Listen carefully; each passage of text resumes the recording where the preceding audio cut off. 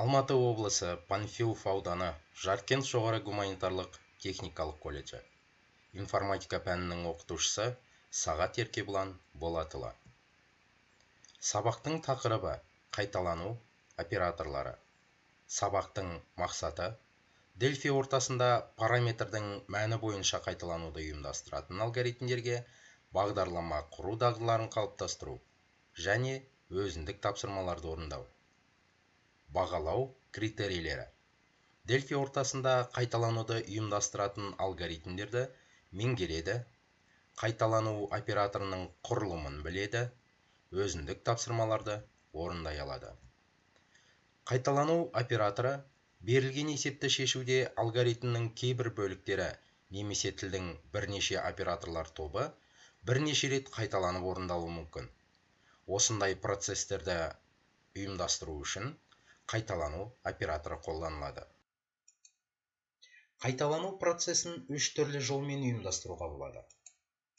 Бірінші, параметрдің мәні бойынша қайталануды ұйымдастыру. Екінші, алдын ала берілген шарт бойынша қайталануды ұйымдастыру. Үшінші, келесі шарт бойынша қайталануды ұйымдастыру. Параметрдің мәндері бойынша қайталануды ұйымдастыру. Цикл параметрі өзінің алғашқы мәнінен соңғы мәніне дейін бірлік қадаммен өзгеру барысында циклға кіретін бір немесе бірнеше операторларды қайталап орындау қызметін атқарады. Тек бір оператор қайталанатын кездегі оның жазылу түрі. Мұндағы for үшін to дейін, do орында деген мағынаны білдіретін қызметші сөздері. I циклдың параметрі. Ол міндетті түрде бүтін типтегі айнымалы болуы қажет. M1, M2 цикл параметрінің бастапқы және соңғы мәндері. Олар бүтін сандар болуы немесе бүтін мән беретін арифметикалық өрнектер болуы мүмкін. Алдын ала берілген шарт бойынша қайталануды ұйымдастыру. Көп жағдайларда қайталанудың саны белгісіз болған жағдайда қолданылады. Бұл оператор while, әзір және do орында қызметші сөздерінің көмегі арқылы орындалады. Қайталанушы процесс қойылған шартты тексеру арқылы жүзеге асырылады. Яғни шарт ақиқат болса, цикл қайталанылады да, шарт жалған болса, циклдан шығу орындалады. Келесі шарт бойынша қайталануды ұйымдастыру. Бұл оператор көп жағдайларда қайталанудың саны белгісіз болған жағдайда пайдаланылады. Мұндағы repeat қайтала, until соған дейін қызмет сөздері. Орындалуы. Қайталану денесіндегі операторлар кем дегенде бір рет орындалады. Егер шарт жалған болса, яғни логикалық өрнектің мәні жалған болса, онда repeat until операторлары жұмысын тоқтатып, басқаруды келесі операторға береді.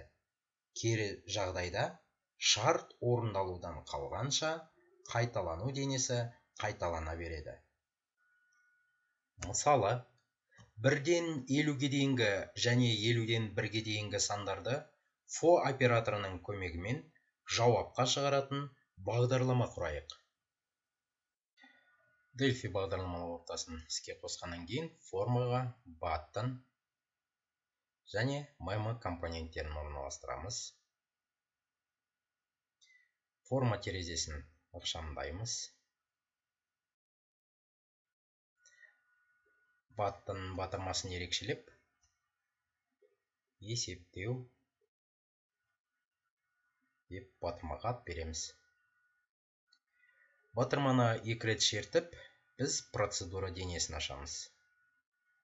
Процедура денесінде айнымалыларды сипаттауымыз керек. Ол үшін бар қызметші сөзінен кейін бізге керекті I, A айнымалыларын сипаттаймыз. Келесі begin жолында параметрлі қайталану операторының қызметші сөзін жазамыз. for I тең бірден to 50-ге дейін do дейміз. Begin операторлық жақша ашылды.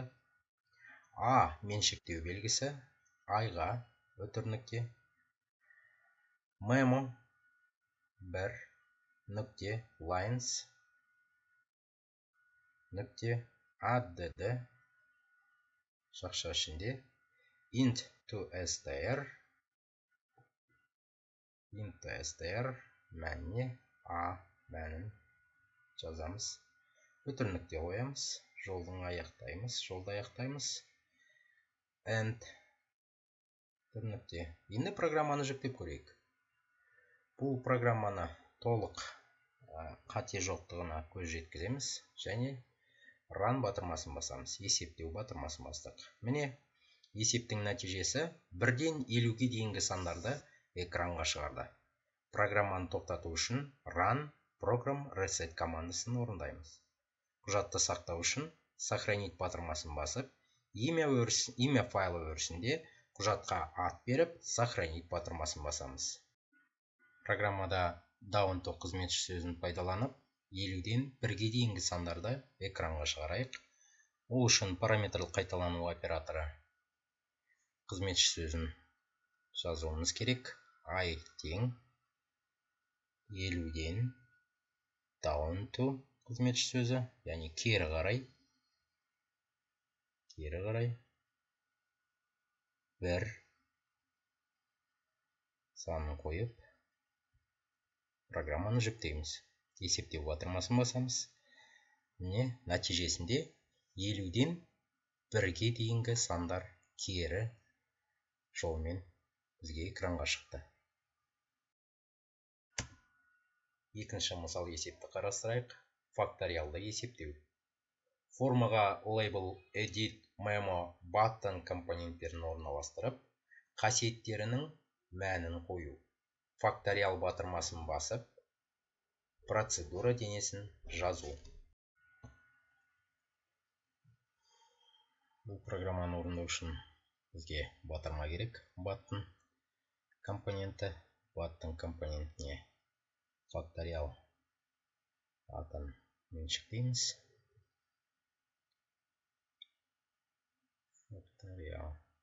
Келесі компонент бізде label компоненті. Label компонентіне біз n тең мәнін меншіктейміз.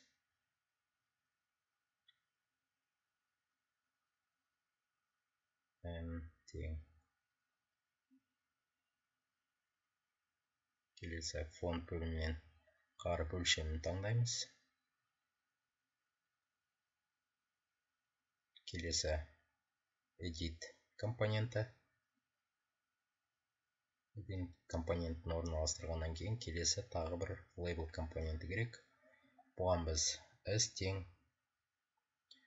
мәнін меншіктейміз.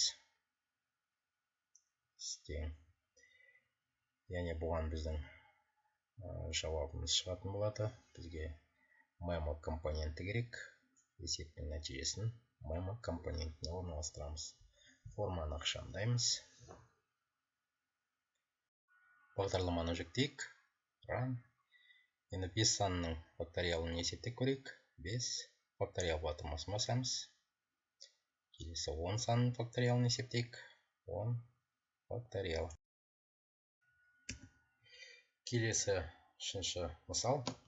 1-ден 10-ға дейінгі бүтін сандардың тек жұп сандарының қосындысын repeat операторының көмегімен есептейтін бағдарлама құрып көрейік. Форма бетіне 2 label компоненті, edit және memo компоненттерін орналастырамыз. Сонымен қатар button компонентіне ат береміз. Есептеу. Және форма бетін ықшамдаймыз. Есептеу батырмасын 2 рет шертіп, процедура денесін жазамыз. Айнымалар бөлімінде n, өтір I, sum 1 және sum 2 айнымалыларының типін бүтін типті деп сипаттап кетеміз. Integer, өтір нүкте Міне бізге n1 айнымалысы жолдық шама ретінде сипаттап кетуіміз керек. Операторлық шақша begin n1 тең, яғни n1 айнымалысына edit бір компонентіне енгізілген мән меншіктеледі. Edit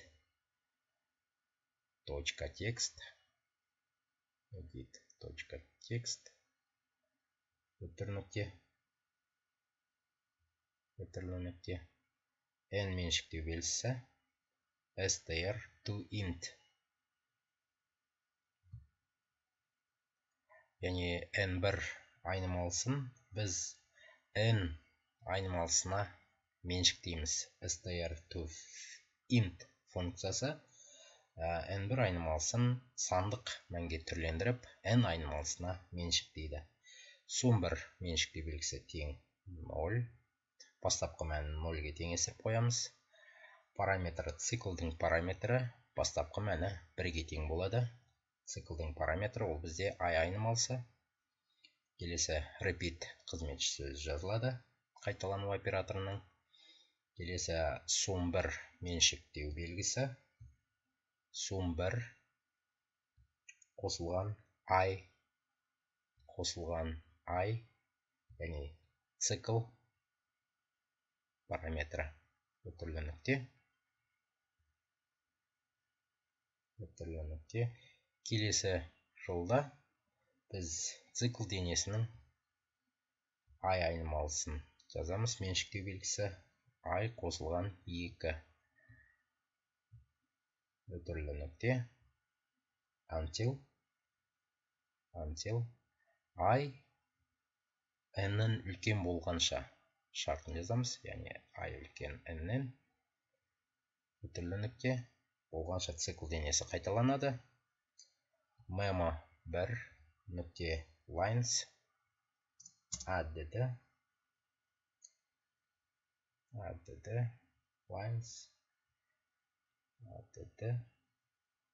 into str функциясы жазылады. Жақшаның ішінде sum1 айнымалысы. Программаны жүктейік. 10 санын енгізіп көрейік. Яғни 1-ден 10-ға дейінгі сандардың жұп сандарының қосындысы 25-ке тең.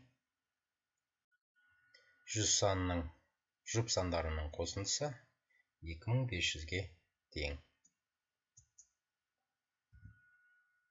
Үйге тапсырма. 1-ден 10-ға дейінгі бүтін сандардың тек жұп сандарының қосындысын және көбейтіндісін қайталау операторының көмегімен есептейтін бағдарлама құру.